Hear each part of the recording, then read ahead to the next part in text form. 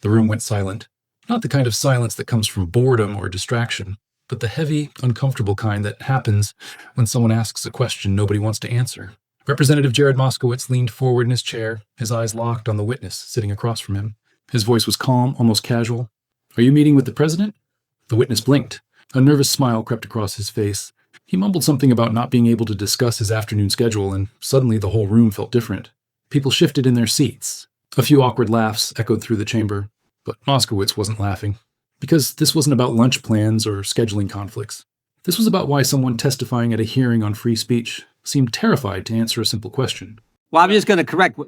Kash Patel's coming in 2 weeks. I'll give you an extra 10 seconds. Kash Patel, the director of FBI, is coming in 2 weeks, and the Attorney General's coming in 4 weeks. Fantastic. But still, we're not doing that this week, the week we're having votes on the Epstein thing. So, Pam Bondi gives the influencers, these Republican influencers, a binder. It says part 1 of the Epstein files. No one ever saw it. It was quite spectacular. The Attorney General then says the Epstein list is on her desk. Then DOJ issues a memo, says there is no list. Then, you have any questions about any of that? We've had no hearings on any of that at all. That, the list is on my desk, then there is no list. Then we gave binders to Republican influencers. This committee's had no questions on any of how that transpired at the Department of Justice. Then hold on. Well, it sounds like you're going to in the next few weeks. So that's a jolly good thing. Mr. Farage, we can talk soon, but not yet. Okay. Right. So, then the president comes out and says the whole thing's a hoax. He blasts his own base. He blames Barack Obama. I mean, he hasn't been president for a very long time. Republicans then in committee vote against the release in the Rules Committee. Then Republicans refuse to go back in the Rules Committee because they're getting blasted for their vote, getting crushed by their own base. Congress leaves a day early. Then the administration sends the Deputy Attorney General to meet with Maxwell in jail. He happens to be Trump's former personal attorney. She says something favorable about the president. Miraculously, she gets transferred to a minimum security prison. The president starts talking about how he has the right to pardon her if he wanted to. The leaks to the Wall Street Journal then stop. We come back from break. We have the Massey petition. Comer does a document dump where 97% of these documents are already public. How long has he had those documents? Why hasn't he released them for the last 6 weeks? Does it the day of the vote. Then Republicans drop a non-binding resolution trying to kill the Massey discharge petition. The White House said passing the Massey discharge petition is a hostile act. Wow. That's a lot of distraction and deflection and misinformation. Wait, passing a discharge petition to release the Epstein files, the White House said would be a hostile act. Nope, we have no questions about that. But why? Why is it that we're spending so much political capital to keep this list from coming out? You think the list should come out? You think we should know the people who dealt with Mr. Epstein, Mr. Farage? I thought I was coming to a hearing on free speech, not process. Oh, well, listen, but here's the And good... It sounds like you're discussing process. No. Do you think the list should come out? I have no opinion on it. I don't know at all. So we have victims that were sexually abused by potentially people in power, and we don't know who's on the list. I'm very happy. Hold on, Mr. Discuss that Farage. We with don't you know who's on the list. We don't another know. time. We don't know who's on the list. We don't know if the president is or is not. I'm not going to say he is or isn't. I'm just going to say these are weird behaviors. We don't know that there aren't other people in Congress that are on the list, right? We have no idea. Do you think the list should come out? You think people in power should be held to account for these victims who have been sexually abused and assaulted? You think the list should come out? I think that I'm very happy to come to a different hearing where you talk about legal process. Okay. Today, Will the gentleman yield for a quick question? Were you aware? aware that he has already called for the Epstein file to be released? It's been reported that he has called for it to be released. Oh, yeah, right here. Just to refresh your memory. Yeah, but I happen to have this. But that's not How what random. But that is not. Look, you can ask me if you like about Do you agree social with security yourself? policy. Do you agree with yourself? We are here to discuss free speech. Hold on. It's awkward for your lunch after this? Do you agree with yourself? No, it isn't at all. Okay. Mr. Chairman, I'm just curious. This committee has jurisdiction over the Gentleman's Department of time. Justice. Yeah. Why have we allowed Comer to cover this up for the last couple of months? As I said, Why is this committee not... I said 6 jurisdiction? weeks ago that we will have the FBI director in, we will have the Attorney General in, and we are doing that in 2 weeks. You can go through that whole list. That whole list, you can do whatever you want to do with. I got lots of questions for the FBI director, including the whistleblower who came forward and told him that Adam Schiff leaked classified information. I want to ask him about that as well as the issues you all want to ask him about. That's why he's coming, so we can ask all these questions and follow the process, as Mr. Farage just talked about. Mr. The Chairman, gentleman from Virginia. unanimous consent. Unanimous consent? I'd like to enter the political article into the record that Mr. Farage said the Epstein file should be released. Without objection. The gentleman from Virginia is recognized. I thank the chairman. I want to talk about censorship tools that are being used by Europe and protectionist measures that have major consequences for U.S. companies and free expression. What started as a routine congressional hearing had just turned into something far more revealing. And within minutes, it became clear that the real story wasn't being told in the prepared statements or official testimonies. It was hiding in the pauses, the deflections, the sudden changes of subject. Moskowitz had stumbled onto something, and everyone in that room knew it. For months, the American public had been promised transparency about the Epstein files. The names, the documents, the truth about one of the most disturbing criminal networks in modern history.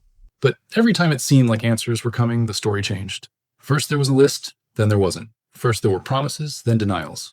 And now, sitting in a congressional hearing that was supposed to be about something completely different, the cracks in the official narrative were starting to show. Because here's what nobody wanted to talk about. The Department of Justice had been playing a shell game with the truth, and people were starting to notice. Pam Bondi, the Attorney General, had stood in front of cameras and told the world that the infamous Epstein list was sitting right there on her desk. The statement made headlines instantly. News outlets ran with it. Social media exploded. Finally, people thought, we're going to get answers. But then, almost as quickly as the announcement came, it disappeared. Within days, the DOJ issued a memo. There is no list. Wait, what? How does a list go from being on the Attorney General's desk to not existing at all in less than a week? The explanation was vague, buried in legal language about ongoing investigations and privacy concerns.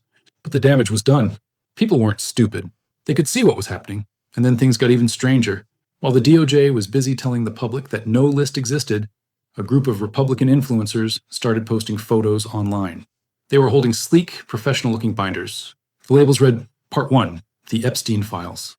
The binders looked official, polished, expensive, like something printed by a government office, not thrown together in someone's basement. The photos spread fast. Who gave them these binders? Why did social media personalities have access to documents that members of Congress hadn't even seen yet? Why were influencers getting briefed before the people elected to represent the American public? Nobody had good answers. The DOJ stayed quiet. The White House stayed quiet. And the more questions people asked, the weirder the silence became. Moskowitz couldn't let it go. He started piecing together the timeline, and what he found didn't look like confusion or bureaucratic incompetence. It looked like strategy. It looked like someone, somewhere, was managing information, deciding who saw what and when, controlling the narrative. Because if there was no list, why were people walking around with binders full of files? If the information was too sensitive to release, why were partisan influencers getting exclusive access? If transparency was really the goal, why did every step forward come with 2 steps back? The contradictions piled up until the only logical conclusion was the one nobody wanted to say out loud. Someone was lying, and whoever it was had enough power to make sure the lies kept working. Here's where it gets darker. While Congress was supposed to be holding hearings, asking questions, and demanding accountability, the opposite was happening. Votes on file releases were scheduled, then mysteriously canceled. Hearings were rescheduled, then postponed indefinitely. Key figures who should have been front and center were suddenly unavailable. On paper, it looked like chaos. Miscommunication, scheduling conflicts, bureaucratic delays. But to anyone paying attention, it looked choreographed. Every time the public got close to the truth, something happened to push it back into the shadows. And then came the line that stopped everyone cold. According to multiple sources inside Congress, the White House had privately described efforts to release the Epstein files as a hostile act. Read that again. Hostile. As in, asking for transparency about one of the worst criminal conspiracies in modern history was somehow an act of aggression. Think about what that means. The American people, the ones who fund the government, who elect these officials, who deserve to know the truth, were being told that wanting answers made them the enemy. It wasn't just insulting, it was terrifying. Because if the system sees accountability as a threat, then the system isn't working for the people anymore. It's working against them. Moskowitz knew it. A handful of other representatives knew it. But most importantly, the public was starting to figure it out too. And that's when things really started to unravel. Just when the controversy seemed like it might fade from the headlines, another twist emerged. A deputy attorney general, someone with direct ties to the highest levels of government, made a quiet visit to Ghislaine Maxwell in prison. No press announcement, no official statement, no public log of the meeting. For most people, the visit would have gone completely unnoticed, but nothing about the Epstein case happens in a vacuum anymore. People were watching, and what they saw next raised every red flag imaginable. Within days of that prison visit, Maxwell was transferred, not to another high-security facility, not to a different wing of the same prison, to a minimum security facility, the kind of place where white-collar criminals serve out cushy sentences, not accused child traffickers. Officially, the transfer was described as routine, just a standard administrative decision, nothing to see here. But the timing told a different story. Who authorized the move? Why now, after months of Maxwell sitting in the same facility? And why was the Deputy Attorney General, who just happened to be a former personal attorney for Donald Trump, meeting with her right before it happened? Rumors spread like wildfire. Some people said it was just a check-in, a standard procedure. Others whispered about something darker, a deal, a conversation about silence, cooperation, favors. Nothing was proven, but the optics were catastrophic. Because right after that meeting, something else changed. The leaks stopped. For months, documents had been trickling out to the press. Internal memos, redacted names, pieces of the puzzle slowly coming together. Journalists were getting tips. Sources were talking. The story was building momentum. And then, overnight, it all went silent. No more leaks. No more documents. No more whispers from inside the system. The headlines about Epstein vanished from the front pages. The outrage that had been building for weeks just evaporated. It was like someone flipped a switch and the entire story disappeared. Coincidence? Maybe. But when you line up the prison visit, the transfer, the sudden silence, and the White House's description of transparency as hostile, coincidence starts to look a lot like coordination. Moskowitz wasn't about to let it slide. When Congress returned from recess, Chairman James Comer made a big announcement. A massive document release was coming. The phrase sounded powerful, historic even. The media prepared for bombshells. Cameras rolled. Reporters stood by. And then the files dropped. Thousands of pages. Official letterhead. Government seals. It looked impressive. Until people started reading. 97% of the documents were already public. Old news. Information that had been available for years. Some of it had been reported on extensively. None of it was new. It wasn't transparency. It was a performance. A carefully staged event designed to look like accountability while revealing absolutely nothing. And here's the part that made it even more suspicious. Comer's committee had been holding on to those documents for 6 weeks. 6 full weeks of silence, of deflection, of blaming bureaucratic red tape and legal complications. And then, on the exact same day as a crucial vote about releasing the actual Epstein files, they dumped a pile of old paperwork and called it progress. The timing was too perfect to be accidental. It was a distraction, a way to control the narrative and make it look like something was happening when nothing actually was. Moskowitz called it out immediately. If this is what they call accountability, he said, no wonder the public doesn't trust us. He wasn't wrong. The whole thing reeked of manipulation.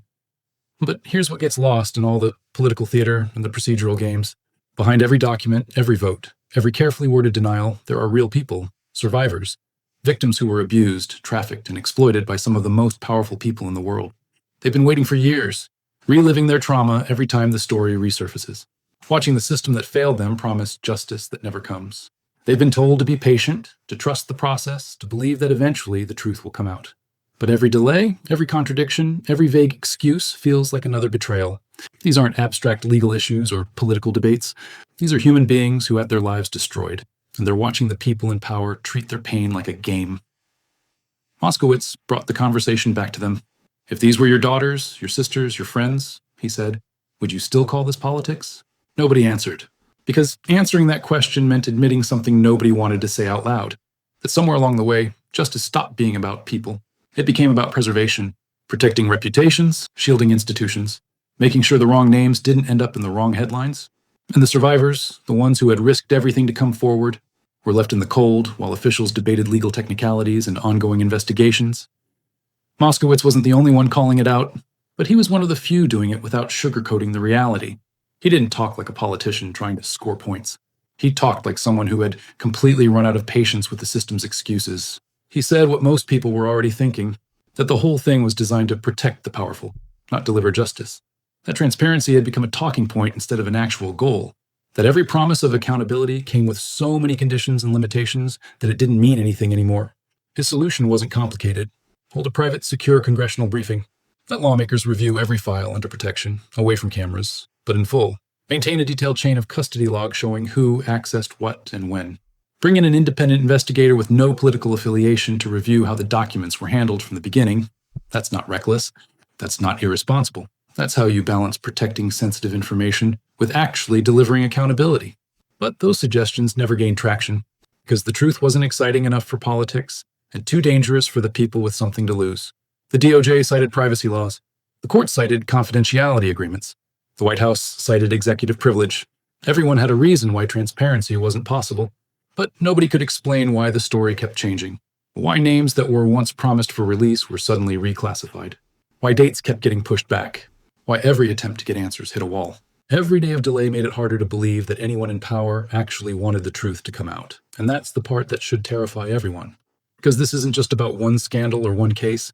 It's about how the system behaves when it's cornered. When the spotlight gets too close, power doesn't fight back in obvious ways. It doesn't argue or defend itself loudly. It just goes quiet. It shifts the conversation. It hides behind procedure and legal language and bureaucratic complexity.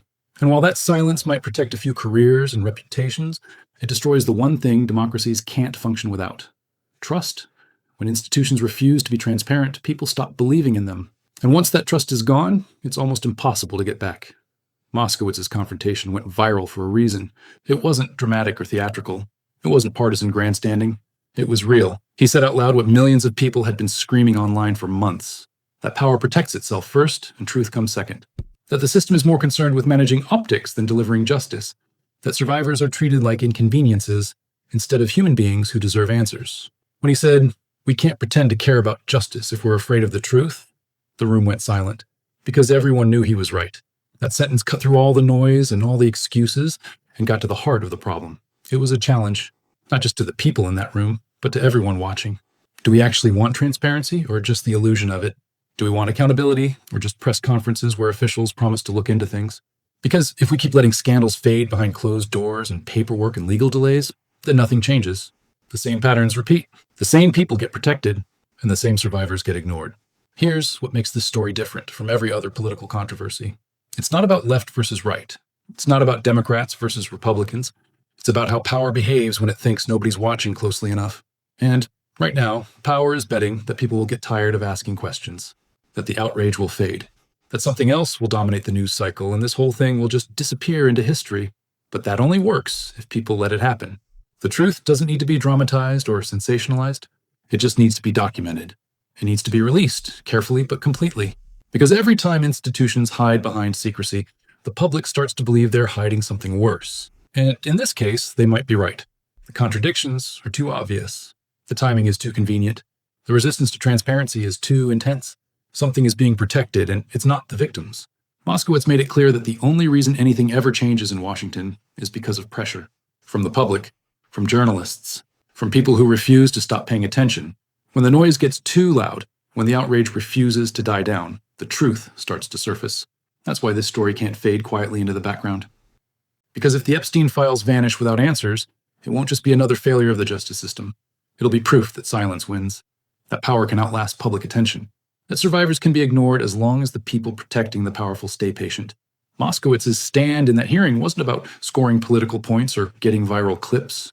It was about drawing a line, a demand that truth stop depending on political timing, that justice stop bending to convenience, that survivors stop being told to wait for another round of reviews and investigations that lead nowhere.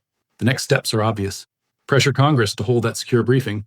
Demand a public accounting of who had access to those binders and who authorized their distribution. Ask why Ghislaine Maxwell's prison transfer happened so quietly and who approved it. Push for an independent investigation, completely free from political influence, to review the full chain of events from the beginning.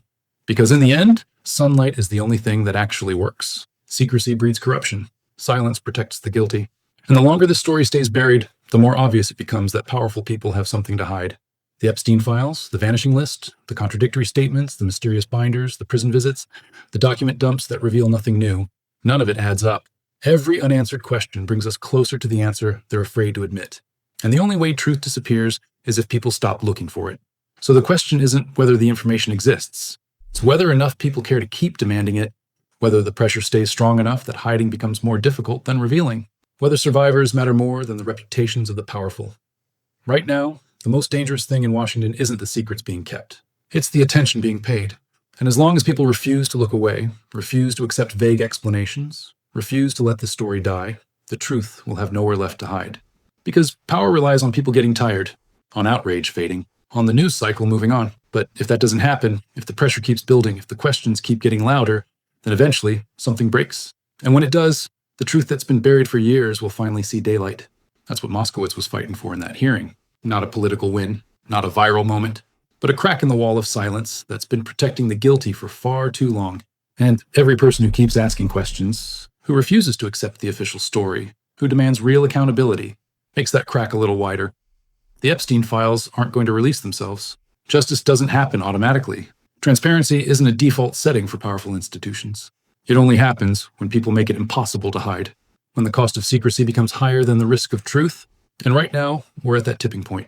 The contradictions are too obvious to ignore. The patterns are too clear. The resistance is too suspicious. Something is being protected, and the only way to find out what it is to keep pushing, keep questioning, keep demanding answers, because the moment people stop paying attention is the moment this whole thing disappears forever. And the survivors, the ones who've been waiting for justice for years, will be left with nothing but more broken promises and empty statements about ongoing investigations. That's not acceptable. That's not justice. And that's why this story matters more than any political scandal or partisan fight. Because at its core, it's about whether the system works for the people it's supposed to serve or just for the people powerful enough to manipulate it. Moskowitz showed us which side he's on. Now it's up to everyone else to decide where they stand.